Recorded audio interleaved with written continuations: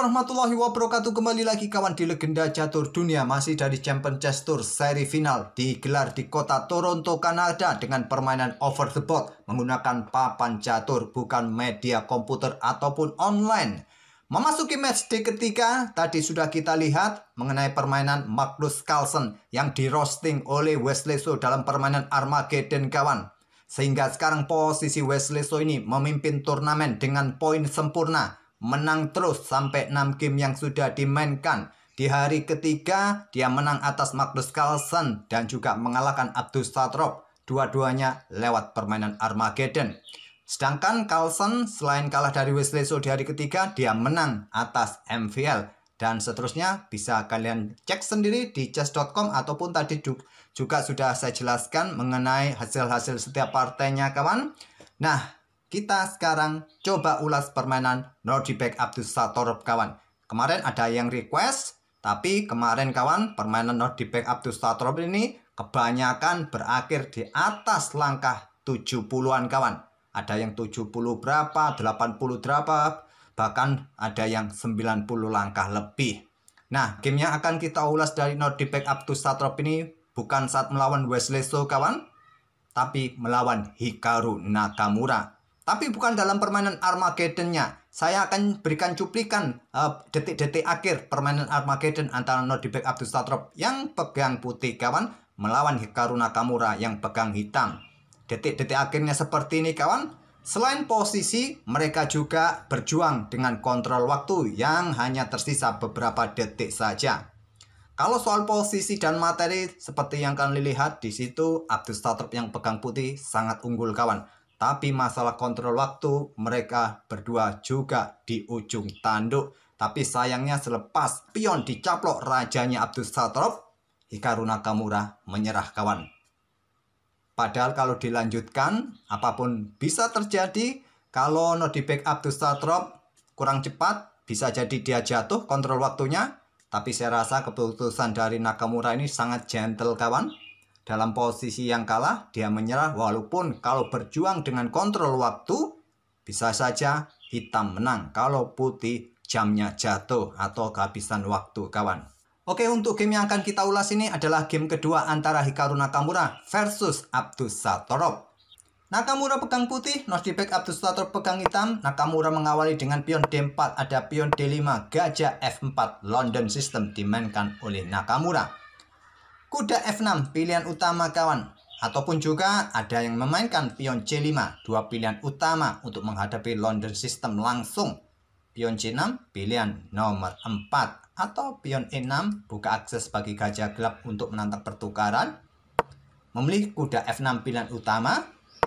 Di sini pion E3 yang merupakan pilihan utama dari London System, tapi Nakamura melanjutkan dengan kuda C3-nya bermain dengan Jobava London atau bisa disebut juga dengan Accelerated London System kawan dari Eko-nya. Encyclopedia Chess Opening, Eko singkatannya kawan. Nah, kemarin kita ulas juga permainan Hikaru Nakamura bermain dengan Jobava London kawan melawan Alireza Firoza. Nah, di sini pion C6, pion A6, pion E6, 3 opsi kawan. Bisa dilanjutkan oleh hitam. Memilih dengan pion E6, kuda ke B5 langsung menyerang pion di sini, langkah yang paling banyak diambil atau pion E3. Pion E3 terlebih dahulu dari Hikaru Nakamura. Nah, gajah di sini ke E7 yang paling banyak ke petak B4, tekan kuda di sini agar tidak macam-macam kawan. Atau menantang pertukaran gajah gelap langsung. Hanya ke peta E7 di sini dimanfaatkan Nakamura, coba tekan pion C7 kawan. Tenang, ada kuda A6.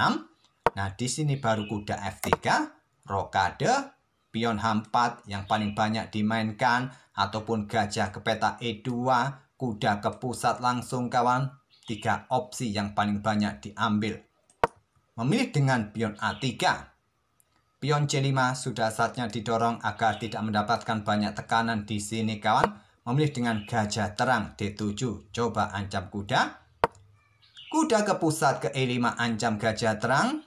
Kalau kalian coba bertukar dengan kuda di sini akan memberikan tempo lebih cepat bagi gajah berkembang. Kalaupun nanti kalian diusir dengan pion C6 ini, ya simpel mundur kembali, persiapan rokade di langkah berikutnya. Ataupun langkah terbaiknya gajah dipertahankan mundur ke peta E8 dari Stockfish. Memilih melepas gajah kawan, pion C6 dia mainkan, kuda sikat gajah D7, kuda ambil balik kuda D7, dilanjut kuda mundur kembali ke C3, kuda manuver ke C7 karena tugasnya sudah selesai mengawal pionnya tadi di peta C7, persiapan manuver-manuver kawan. Nah, di sini gajah E2 persiapan rokade. Dan menurut Stockfish pada posisi ini kuda ini langsung saja manuver kawan. Nanti sampai peta F6 ataupun ke peta D6 dan siap-siap untuk menepati outpost di peta-peta terang baris keempat ini. Pion F5 terlebih dahulu. Kuda kembali mundur ke B1, persiapan manuver juga kawan. Sampai peta F3, mungkin sampai pusat nanti ke E5. Baru sekarang kuda E8. Pion H3, gajah D6, menantang pertukaran. Ditolak melanjutkan manuver kudanya ke D2, Abdus Satrop langsung bertukar gajah gelap di F4, ambil balik menggunakan pion E. Di sini menteri keluar ke B6, double attack pada pion B2 juga. Nah, langkah ini untuk menghalangi kuda ini mencoba sampai pusat kawan. Karena dia harus backup di sini. Kuda B3 lanjut Hikaru Nakamura, blokade ancaman pion B2, perkuat pionnya juga bersama menteri di sini. Nah, kuda ke D6, persiapan ke peta E4. Kalaupun dihadang dengan pion di sini kawan, kalian dorong pion di sini, ada ruang lemah di sini kawan. Coba lihat, kuda ini pun juga siap mengisi kalau sampai ada ruang lemah seperti ini. Jadi Nakamura pertahankan posisi pion, dia rokade, pilihan bagus. Benteng F6 langsung diangkat. Kuda langsung ke peta E4 juga langkah yang kuat. Langsung diangkat ke peta F6.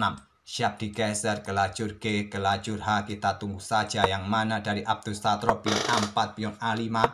Pion C3, kuda E4 sekarang. Gajah D3, ada benteng H6 digeser. Benteng E1, menteri C7 ancam pion di sini. Sikat kuda terlebih dahulu Nakamura, ambil balik oleh pion F. Abdus Satrop punya pion yang mengganggu kawan. Dan juga lajur F semi terbuka. Benteng siap digeser, pion dalam ancaman. Nakamura simple bermain dengan pion F3 untuk antisipasi tekanan-tekanan. Kalau kita lihat dari evaluasi barnya, di sini Abdus Satrop sedikit unggul dengan posisi 0,8 poin kawan. Nah, tujuannya menantang pertukaran. Ya, menteri akan ambil balik. Salah satu opsi juga dari Stockfish seperti ini kawan. Nah, diikuti hitam benteng F8. Kalian perkuat posisi pion di sini. Nah, di sini ada opsi menteri ke B6 serang kuda. Ataupun dorong pion di sini. Baku hantam di sini. Kalian ambil balik menggunakan kuda di sini. Bisa jadi. Atau menteri ke peta B6 skak.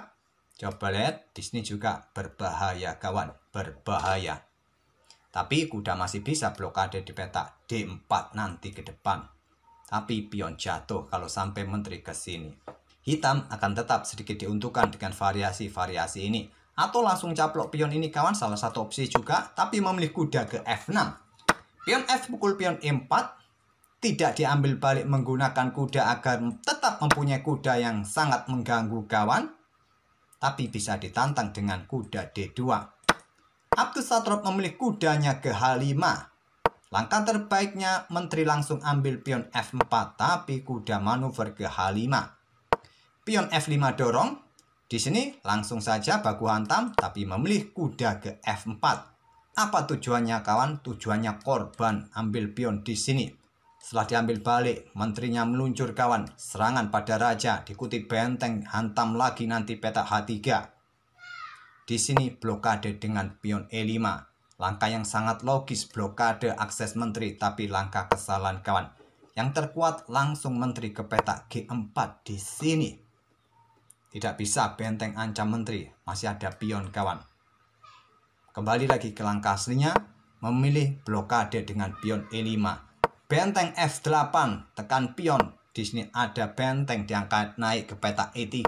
Kalau kalian baku hantam di sini, akan memberikan tempat bagi benteng kawan karena tidak ada pion yang mengganggu. Di sini benteng G6 kalian tidak bisa backup lagi dengan benteng sikat oleh kuda. Tidak mungkin juga dengan menteri. Nanti kalian akan terpaksa ambil buah di sini nanti. Oleh karena itu, angkat benteng ke E3 untuk nanti netralisir lajur G. Benteng ambil pion F5, benteng G3 lanjut Nakamura, menteri ke F7 di sini. Persiapan berkorban lagi rasanya. Apakah sikat pion ini? Apakah sikat pion ini, kawan? Di sini raja bergeser naik ke H2. Yang terkuat kuda ke C5 menurut Stockfish, kawan. Mungkin nanti menantang pertukaran di sini juga pressure pion yang di sini, kawan. Tapi memilih raja ke peta H2, sayangnya Abdussatrop tidak bisa memanfaatkannya, kawan. Dia bingung. Tapi juga sangat logis dia bermain dengan pion B6-nya untuk kontrol peta C5 dari aktivitas kuda. Tapi yang terkuat ada ide pengorbanan kuda caplok pion G2. Diambil oleh raja, maka benteng bisa meluncur. Raja bergeser, benteng ambil pion, berikan tempat bagi menteri. Kalau blokade dengan kuda ke peta D2 di sini, kawan, kalian bisa tantang pertukaran benteng terlebih dahulu. Baku hantam di sini. Nah, menteri ambil balik. Nanti coba meluncur, tekan kuda di sini, kawan. Repot juga. Mau bergeser kemana raja ini? Kalau ke baris kedua, posisi kuda malah dalam posisi kenapil. Kalau bergeser ke peta H1, kawan, di sini, maka menteri ini bisa bergerak ke peta H6. Serang pion di sini, serang kuda di sini, mendapatkan gantinya. Kalau Stockfish sih tadi menyarankan langsung saja menteri ke sini, kawan. Ya, baku hantamnya seperti ini. Hitam akan tetap menang, kawan. Kalaupun ada ancaman terhadap pion yang ada di belakang, benteng bisa diangkat naik ke peta D3, juga saling membuat ancaman bagi pion masing-masing. Pertarungan endgame-nya menurut Stockfish Engine Komputer, posisi hitam lebih baik ketimbang putih. Kalaupun di sini diambil oleh benteng kuda ini, kawan, bisa berlanjut seperti ini. Benteng F3. Coba lihat, kawan, tekanannya di sini. Dan Stockfish menyarankan sikat benteng. Tapi kalau kalian bertahan dengan cara yang lain, ambil contoh bergeser, kawan, di sini. Ya, simple, benteng F ini akan ambil pion H3 dan ancamannya di sini. Di beberapa langkah berikutnya akan skak mat. Tapi Abdussatrop tidak menemukan langkah itu, bermain dengan pion B6. Nah, menteri ke D2 yang terkuat, kawan, untuk perkuat baris keduanya, tapi memilih kuda yang ke peta D2.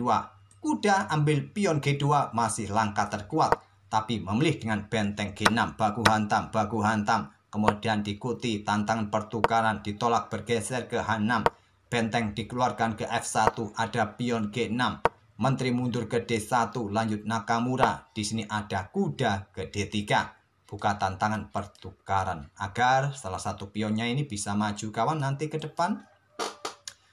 Stockfish menyarankan seperti ini, dan Stockfish menyarankan sekalian pilih di sini juga. Menurut Stockfish tak ada masalah, tapi kalau menggunakan pion E, satu pion bisa bebas. Ya, mungkin kalian lebih suka menggunakan pion G. Permainan dirasa seimbang. Memilih kuda ke F3, kawan, langkah kesalahan. Nah, di sini menteri melakukan skak ke F4 terlebih dahulu. Stockfish lebih suka ambil pion terlebih dahulu. Raja bergeser, skak lagi, baru setelah itu kuda ambil pion B2 ancam menteri. Menteri ke F1, sekarang kuda ke C4, kawan. Diikuti raja bergerak mundur ke peta terang agar tidak kena tempo skak di sini.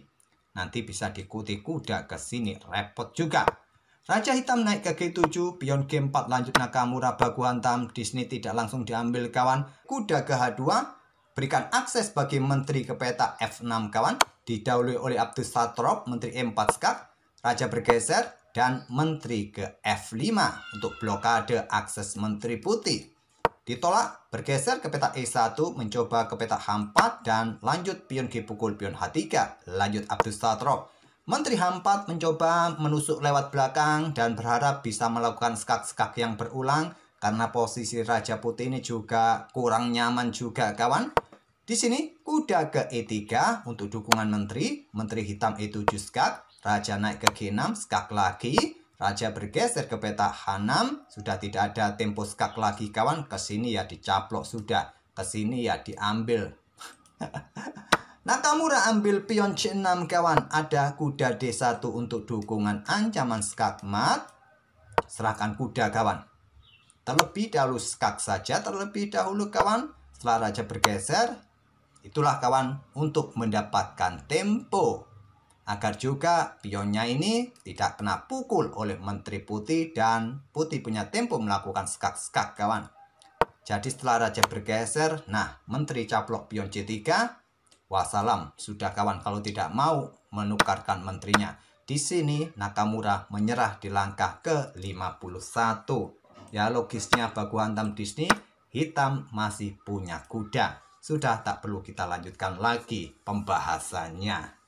Itulah kawan permainan Hikaru Nakamura versus Abdusattor pada game kedua. Pada game pertama Nakamura sempat unggul, game kedua no dibek Abdusattor menang, sehingga harus ditentukan lewat Armageddon. Seperti yang kalian lihat tadi di cuplikan video, Nakamura kalah di Armageddon. Dan di match ketiga tadi malam, Nakamura tidak menghasilkan apa-apa, alias dua-duanya kalah atas Caruana dan Abdusattor ini, sehingga posisi Nakamura bersama Denis Lazovic di posisi juru kunci hanya memperoleh 1 poin.